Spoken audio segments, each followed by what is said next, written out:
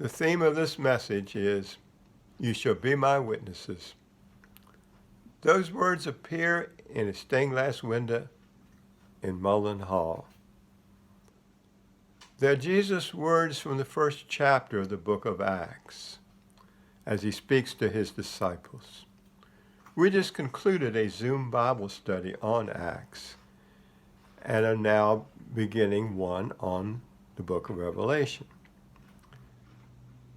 Both books have a principal theme of witness, a theme found throughout the New Testament. Our word martyr comes from the Greek word for witness. Martyr came to believe one who witnessed even to the point of death. The thought occurs to me, if I were on trial for being a Christian, is there enough evidence to convict me? We might all ask ourselves that question.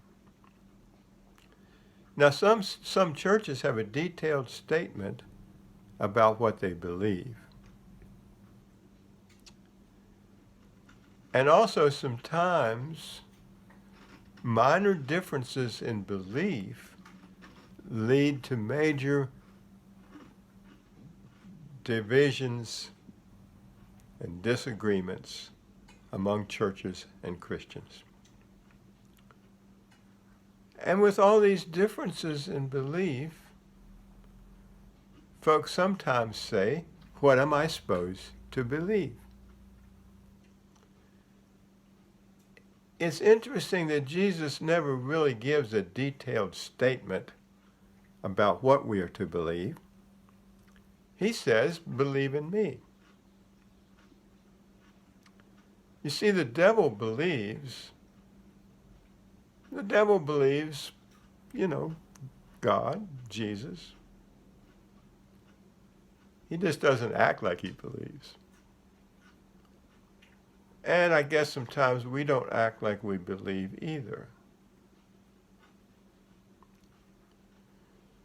So Jesus gives us something to show what we believe. He has a simple test to tell if we believe in him. He tells us to love one another. We're to love one another as he loves us, because it's by our love that others will be able to see that we are Jesus' disciples. What are we supposed to believe? We are supposed to believe in the power of love. The power of love that raised Jesus from the grave. That's what we're asked to believe. And showing God's love makes us witnesses. I recently had a thought that come to mind. What if we as a church thought of ourselves as a mission? Church is where we gather for worship, but mission is what we do after the service, as well as before the service. Mission is our witness. It's what we do to show our love for others. Last Sunday, I referred to the prayer of St. Francis. The prayer is about putting our faith into action. It's about living our faith. I suggested that this prayer might be used as a mission statement. And it's a prayer that asks God's help to do what he is calling us to do, to love one another.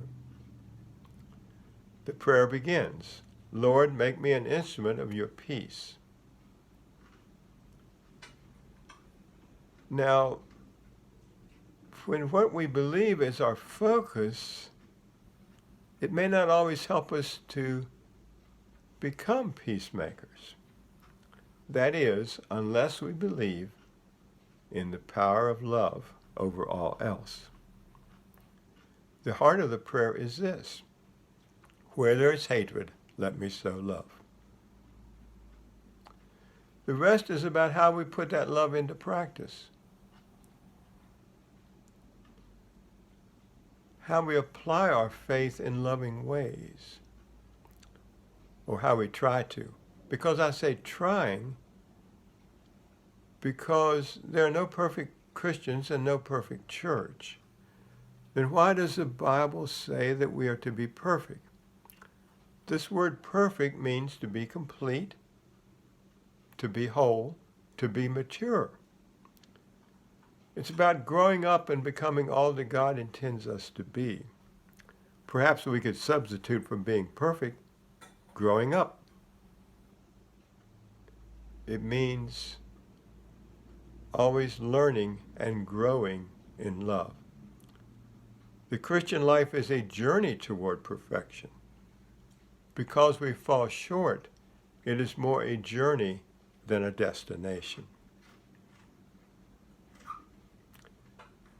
One way the Bible describes sin is falling short. This is a description of shooting an arrow at a target, and the arrow falls short. Yes, we fall short, but we continue our journey. And when we fall, when we fail, we seek forgiveness. And with God's grace, we move forward. We get up and continue on. The prayer of St. Francis is a prayer to guide us. To guide us forward in our journey toward being a more loving and mature person. As we think of church as a mission, we can think of mission as a way to return the love that Jesus has shown us.